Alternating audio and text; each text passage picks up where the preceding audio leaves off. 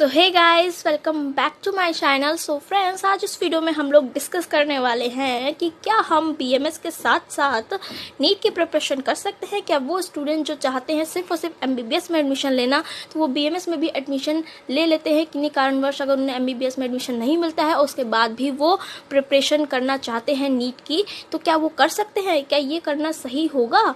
तो आज हम लोग इस ही टॉपिक पर डिस्कस करने वाले हैं इस पूरी वीडियो में।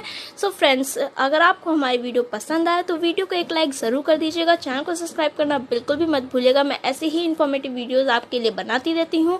और अगर आप किसी और टॉपिक पर भी वीडियो देखना चाहते हैं तो इस वीडियो के कमेंट बॉक्स में मुझे कमेंट करके ज़रूर बताइएगा। मैं डेफिनेटली उस टॉपिक पर भी अलग से एक वीडियो बना दूँगी। और ये जो टॉपिक है ये आप ही लोगों ने काफ़ी ज़्यादा मुझे सजेस्ट किया था। आप में से बहुत सारे स्टूडेंट्स कमेंट कर रहे थे कि क्या हम बीएमएस के साथ साथ नीट की प्रिपरेशन कर सकते हैं या नहीं कर सकते हैं, करना सही होगा या नहीं सही होगा।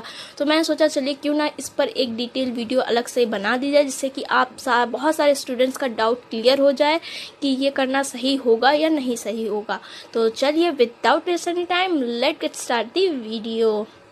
सो फ्रेंड्स, अगर हम लोग बात करें बीएमएस फर्स्ट ईयर की, तो इन केस अगर आप लोग के मार्क्स थोड़े से कम रह जाते हैं और आप ये सोचते हैं कि हम बीएमएस में एडमिशन ले लें तो हमारा फ्यूचर भी सिक्योर हो जाएगा और साथ साथ में हम नीट की प्रिपरेशन भी करते रहेंगे, तो क्या ये हो सकता है? डेफिनेटली हो तो सकता है, पर इसमें बहुत सारी दिक्कतें होंगी। जैसे कि अगर हम लोग बात करें कि बीएमएस फर्स्ट ईयर में कितने सब्जेक्ट हैं, तो बीएमएस फर्स्ट ईयर में 5 सब्जेक्ट होते हैं।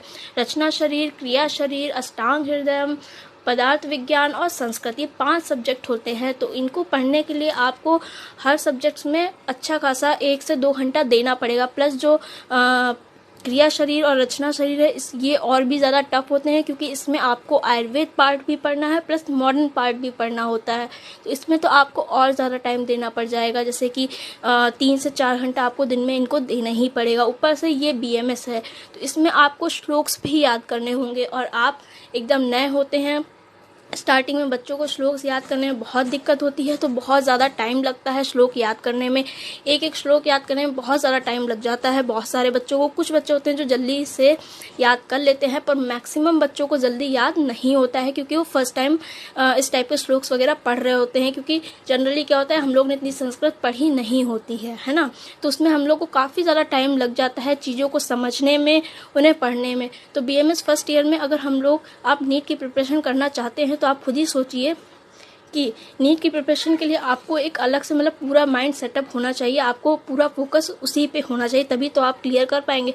और यहाँ आपको आपके पास पूरे 5 सब्जेक्ट होंगे, आपको पूरे 5 सब्जेक्ट पे टाइम देना पड़ेगा और अच्छा खासा टाइम देना पड़ेगा, क्योंकि ये 5 सब्जेक्ट ऐसे सब्जेक्ट हैं जो कि आपने पहले कभी नहीं पढ़े होंगे, है ना। हो सकता है जो संस्कृत है वो बहुत से लोगों ने पढ़ा हो, बाकी जो 4 सब्जेक्ट हैं वो बिल्कुल भी आप में से कभी किसी ने नहीं पढ़े होंगे। चाहे वो रचना शरीर हो, क्रिया शरीर हो या फिर अष्टांग हृदय हो, पदार्थ विज्ञान हो, ये बिल्कुल नए सब्जेक्ट्स होते हैं आप सबके लिए।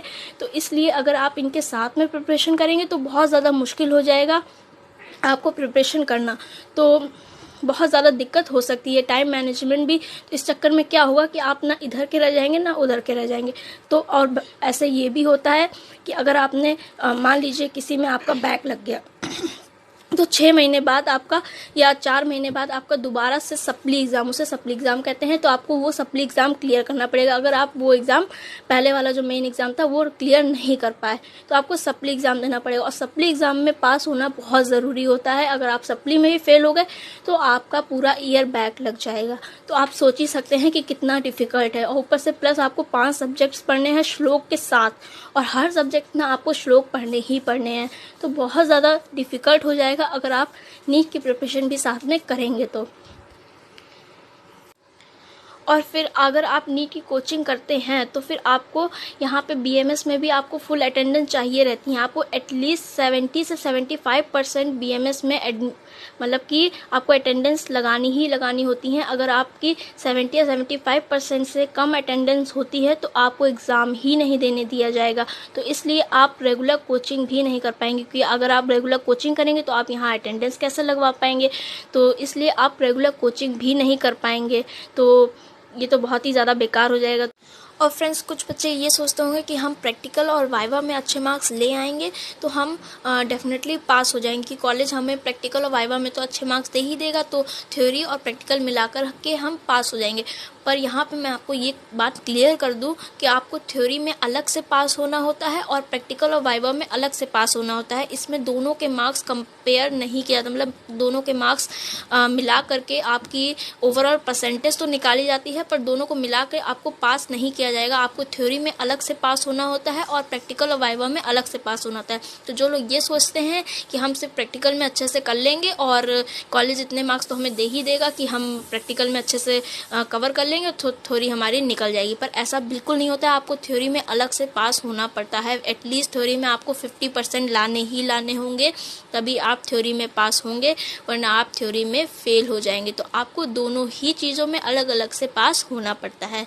तो आई होप ये बात भी आपको क्लियर हो गई होगी। इसका मतलब यही है कि आप साथ में प्रिपरेशन अच्छे से नहीं कर पाएंगे। हाँ, वो अलग बात है कि कुछ लोग को बहुत ज़्यादा क्रेज़ होता है, बहुत से लोग ऐसा करते हैं, पर डेफिनेटली ये ज़रूर होता है कि जो भी ऐसा करता है फिर वो बीएमएस में ही एडमिशन लेने के बाद वहीं पे ही सेटल हो जाता है, फिर बाद में वो एमबीबीएस छोड़ ही देता है, उसकी प्रिपरेशन ही नहीं करता है। क्योंकि अगर आप एक बार बीएमएस अच्छे से पढ़ लेंगे तो बीएमएस में बहुत सारा स्कोप है, बहुत स्कोप है। एमबीबीएस से मैं कहती हूँ बहुत ज़्यादा स्कोप है। आप बहुत ही ज़्यादा अच्छे डॉक्टर बन सकते हैं, बट आपके पास अच्छी नॉलेज होनी चाहिए और आपको अच्छे सब कुछ क्लियर होना चाहिए, सारे कॉन्सेप्ट्स अच्छे से। आयुर्वेद के जितने भी कॉन्सेप्ट्स हैं, जो भी आयुर्वेद में बताया गया है, तो वो आपको अच्छे से आना चाहिए। तो डेफिनेटली आप बहुत अच्छे डॉक्टर बन सकते हैं और बहुत अच्छी अर्निंग भी कर सकते हैं।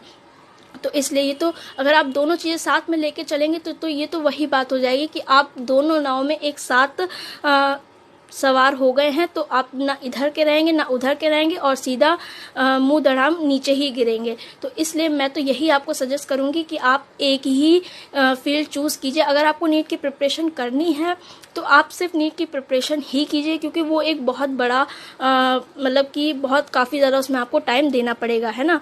तो अगर आप बीएमएस ज्वाइन करते हैं तो आप सिर्फ और सिर्फ बीएमएस ही ज्वाइन कीजिए और उसी की पढ़ाई कीजिए, क्योंकि यहाँ पे आपको 5 सब्जेक्ट्स पढ़ने हैं, श्लोक्स पढ़ने हैं, उसके बाद आपको 75% आपकी अटेंडेंस भी होनी चाहिए जिससे कि आप एग्ज़ाम दे सकें, है ना। तो ये सारी दिक्कतें आएंगी आपको बाद में। और अगर आपकी मान लो किसी भी सब्जेक्ट में सप्ली लग जाती है तो आपको सप्ली एग्ज़ाम देना पड़ेगा, और इन केस अगर आप सप्ली भी क्लियर नहीं कर पाए तो आपका ईयर बैक लग जाएगा। फिर आप ना नीट के रह जाएंगे ना बीएमएस के रह जाएंगे और आपका पूरा साल बेकार हो जाएगा। तो इसलिए मैं आपको सिंपली यही सजेस्ट करूँगी कि आप सिर्फ और सिर्फ अभी एक ही नाव पे सवार होइए।